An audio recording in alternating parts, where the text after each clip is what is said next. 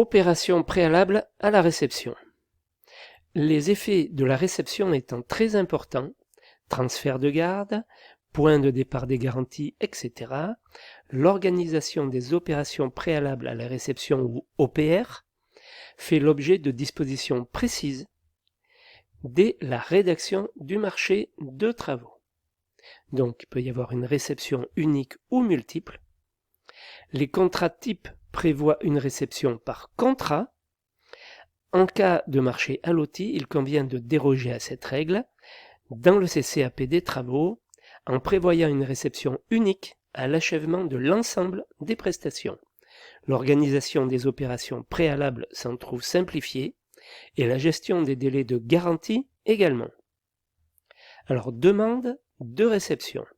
Selon les dispositions légales du Code civil, la demande est faite par la partie la plus diligente, maître d'ouvrage ou entrepreneur. Dans la pratique, presque tous les contrats prévoient que l'entrepreneur doit indiquer la date de fin de travaux. Pour le marché unique, c'est l'entrepreneur général ou le mandataire du groupement qui informe le maître d'œuvre ou le maître d'ouvrage. En cas de marchés à loti, c'est l'un des entrepreneurs principaux, soit le gros œuvre, soit le peintre par exemple, qui fait cette demande. Convocation de l'entrepreneur. Donc cette convocation est fondamentale afin de conserver le caractère contradictoire de la visite. La convocation est prévue à compter de la fin des travaux ou de la date de demande de l'entrepreneur si les travaux sont terminés, dans un délai de 20 jours si la convocation est faite par le maître d'œuvre, inscrite dans le CCAG Travaux pour les marchés publics, 15 jours si la convocation est lancée par le maître d'ouvrage pour les marchés privés. Sont convoqués tous les entrepreneurs contractants du maître d'ouvrage, groupés ou non. Ne sont pas convoqués les autres participants, à savoir les sous-traitants ou les fournisseurs.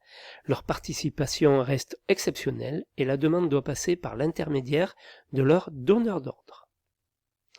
Donc, visite préalable à la réception. Les opérations préalables sont menées par le maître d'œuvre.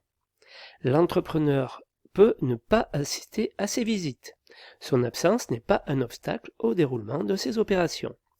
La visite peut s'échelonner sur plusieurs jours. Le CCAP prévoit un calendrier établi par le coordonnateur OPC. La réception est applicable par phase ou à la fin de l'ensemble des visites.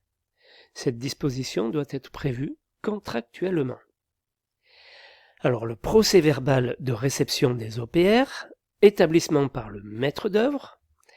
Sa rédaction est prévue sur le champ en ce qui concerne les marchés privés ou les marchés publics, ce qui est indispensable compte tenu de l'importance de cette opération et pour l'engagement rapide de la levée des réserves.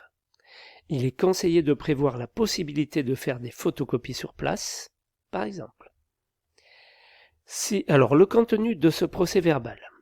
Référence au marché et à l'entreprise, bien sûr, on indique de quoi il s'agit, date de l'établissement du procès-verbal, bâtiment visité, personne présente ou représentée, personne convoquée absente, liste des vérifications faites sur les travaux, prestations exécutées, mal exécutées, non exécutées, essais, sur la libération du terrain et l'enlèvement des installations de chantier, liste des réserves ou vices apparents constatés. Signature. Le procès-verbal doit être signé par toutes les entreprises présentes. Si un entrepreneur refuse de signer, il en est fait mention. Notification du procès-verbal. L'entrepreneur peut ainsi prendre connaissance de la proposition faite par le maître d'œuvre au maître d'ouvrage en marché public, de la décision du maître d'ouvrage en marché privé, de la liste des réserves dressées au cours de la visite et non levées, du délai laissé à l'entrepreneur pour les lever s'il n'est rien prévu au CCAP. Alors il y a des réceptions partielles. En cas de réception partielle d'une partie d'ouvrage, d'une tranche, il est important de préciser le découpage géographique de chaque ensemble à réceptionner. Par exemple, les réseaux de desserte de plusieurs bâtiments réceptionnés en plusieurs fois. réception tacite en marché public. Suite aux difficultés rencontrées par les entreprises pour obtenir la réception, le CCAG Travaux prévoit un mécanisme de réception tacite fondé sur le silence du maître d'œuvre et du pouvoir adjudicateur. Dans le cas où le maître d'œuvre n'a pas arrêté la date des opérations, l'entreprise en informe le représentant du maître d'ouvrage par lettre recommandée avec accusé de réception. Celui-ci fixe la date des opérations préalables à la réception. Au plus tard, dans les 30 jours qui suivent la réception de la lettre adressée par l'entreprise, et la notifie à l'entreprise et au maître d'œuvre. Il les informe qu'il sera présent ou représenté à la date des constatations et est assisté, s'il le juge utile, d'un expert. Lors de ces opérations préalables à la réception, les modalités sont les suivantes. Si le maître d'œuvre n'est pas présent, les opérations préalables à la réception sont effectuées par le représentant du maître d'ouvrage et son assistant éventuel. Il en est de même s'il est présent et qu'il refuse de procéder aux opérations de réception.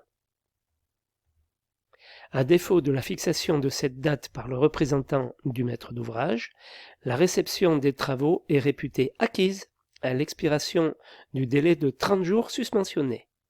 Un mécanisme similaire existe en marché privé. Mais il prévoit 2 demandes successives de l'entrepreneur en recommandé et un constat d'huissier pour constater la carence du maître d'œuvre.